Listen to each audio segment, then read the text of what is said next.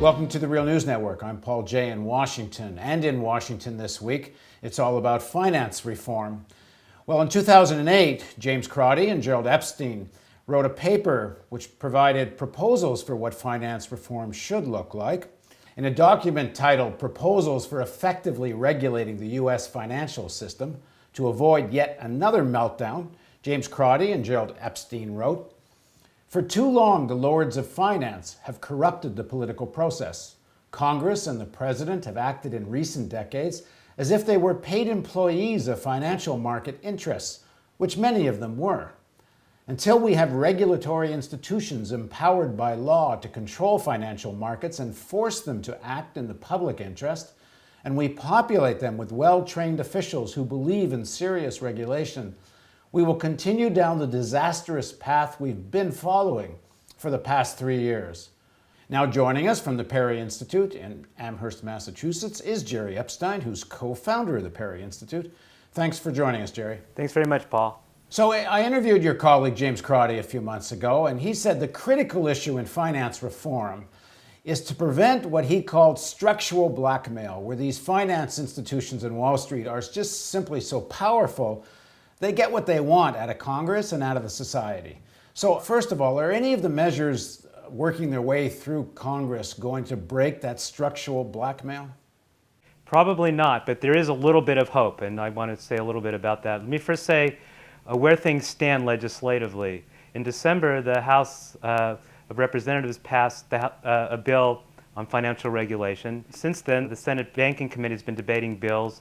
Senator Dodd, the chair of the Senate Banking Committee, is now ready to bring a bill to the Senate floor. The Agricultural Committee just passed legislation on controlling derivatives, which is very interesting. They're going to put that with the Dodd bill, and they're going to try to bring that to the Senate floor. But the Republicans are threatening to filibuster the whole thing, and it's yet to see whether we're going to have a real debate about these issues or not. Apparently Grassley voted for the bill coming out of the Agricultural Committee, so there's some suggestion some Republicans might support it. But let's get back to the main question. In terms of the derivatives proposals or the other proposals on the table, are we going to break this structural blackmail? Well, probably not unless some of these key amendments that are also coming forward are passed. The structural blackmail is this.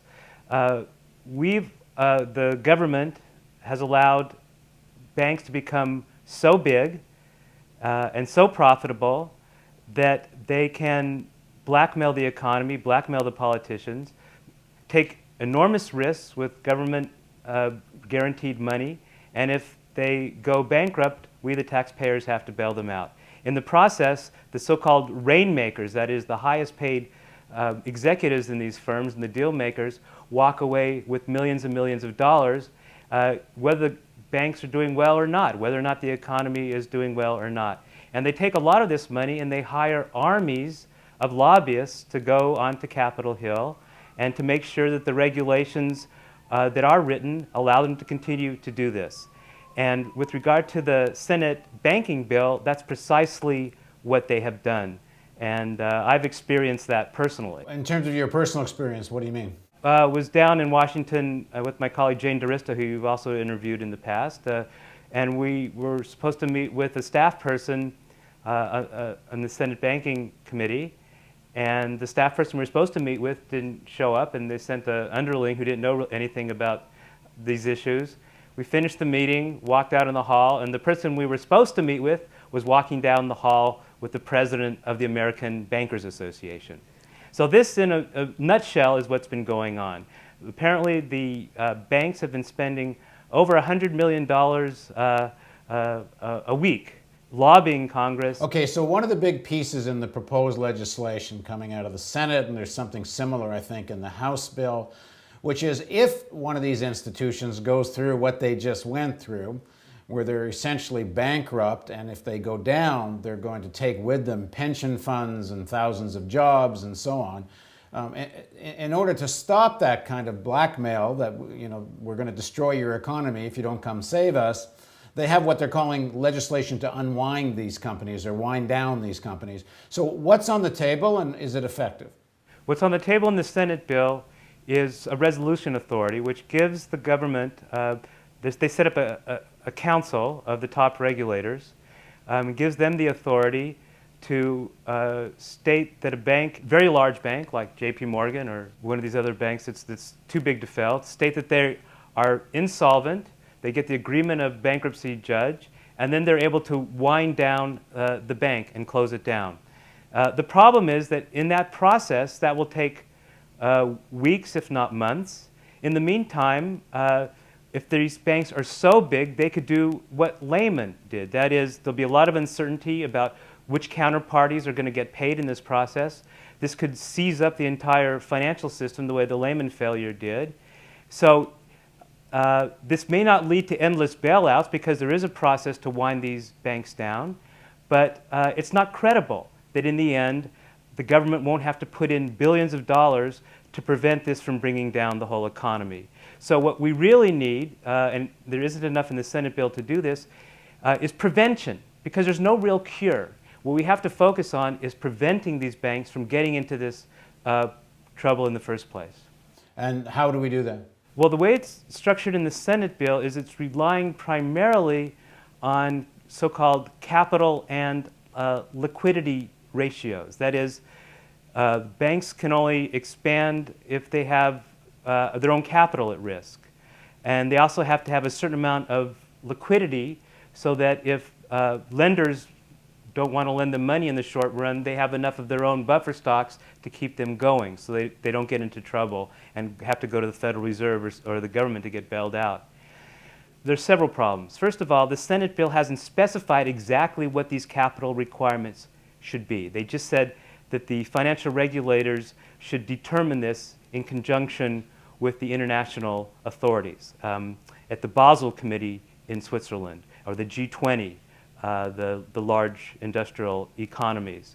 So this kicks the can down the road. It doesn't specify exactly how much capital they can have.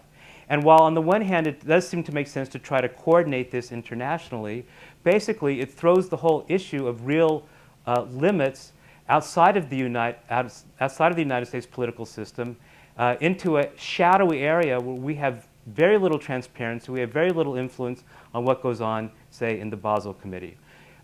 That's problem number one. It would be very important to have specific capital requirements legislated in the Senate bill. But the bigger problem is that we've seen with all these shenanigans, Repo 105, window dressing, the shenanigans that these financial firms have been engaging in to move assets and off their books, move liabilities off their books, that we have to have a revolution in accounting standards. We have to make sure that all of the capital and all of the liabilities are accounted for on the books that are open to the regulators so that they know exactly how risky these banks are. In the final analysis, if you don't have that level of regulation, then isn't most of this window dressing? Because everything seems to be having essentially loopholes you could drive trucks through. We do need that kind of regulation. And there is an amendment, I think, being brought forward by Senator Mendez to try to address this issue, to try to make it much more difficult for these banks to move these liabilities off of their books. The Republicans are saying one of their proposals is that you need to use more of a market mechanism, that you can't trust regulators. So they're saying what you need to do is force the investment banks to have what they're calling skin in the game. If you're going to sell a derivatives package, then you got to buy it. If you're going to sell some other kind of a financial instrument, you have to buy it, meaning you, Goldman Sachs or whatever, so that if it loses, you suffer. I mean, is there something to that proposal? Well, in theory, that should help. The basic problem is that the shareholders don't control these firms. Even the top executives, the CEOs, don't control these huge firms. As my colleague James Crotty puts it, it's the rainmakers, it's the deal makers who are making these very risky, toxic deals that the executives don't even necessarily know about, that can crash the whole firm, but they get their fees and their bonuses and walk away from it.